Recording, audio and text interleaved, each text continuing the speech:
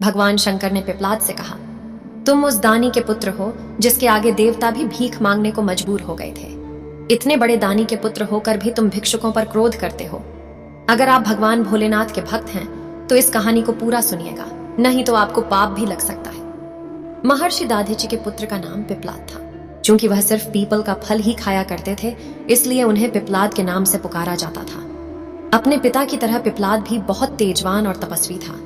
जब पिपलाद को यह पता चला कि देवताओं को अस्थिदान देने के कारण उनके पिता की मृत्यु हो गई, तो उन्हें बहुत दुख हुआ। आग बबूला होकर उन्होंने देवताओं से बदला लेने का निश्चय किया। यही सोचकर वह शंकर भगवान को खुश करने के लिए उनकी तपस्या करने लगा। उनकी तपस्या से अंततः शंकर भगवान खुश हुए और पिपलाद से वरदान मांगने को कहा। पिपलाद ने भगवान से प्रार्थना की, हे आशुतोष, मुझे ऐसी शक्ति दो जिससे मैं देवताओं से अपने पिता की मृत्यु का बदला ले सकूं। भगवान शंकर तथास्तु कहकर अंतर्ध्यान हो गए। उनके अंतर्ध्यान होने के तुरंत बाद वहां एक बहुत ही भयानक लाल लाल आंखों वाली राक्षसी प्रकट हुई। उसने पिपलाद से पूछा, स्वामी आज्ञा दीजिए, मुझे क्या करना है? पिपलाद ने गुस्से में कहा, सभी देवताओं को मार डालो। आदेश मिलते ही राक्षसी पिपलाद की तरफ झपट पड़ी।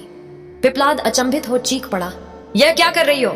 इस पर राक्षसी ने कहा, स्वामी अभी अभी आपने ही तो मुझे आदेश दिया है कि सभी देवताओं को मार डालो। मुझे तो सृष्टि के हर कण में किसी न किसी का वास नजर आता है। सच तो यह है कि मुझे आपके शरीर के हर अंग में भी कई देवता दिख रहे हैं, और इसीलिए मैंने सोचा कि क्यों न शुरुआत आपसे ही करूं। पिपलाद भयभीत हो उठे। उन्होंने फिर से शंकर भगवान की तपस्या की। भगवान फिर प्रकट हुए। पिपलाद के भय को समझकर उन्होंने पिपलाद को समझाया, वत्स, गुस्से में आकर लिया गया हर निर्णय भविष्य में गलत ही साबित होता है।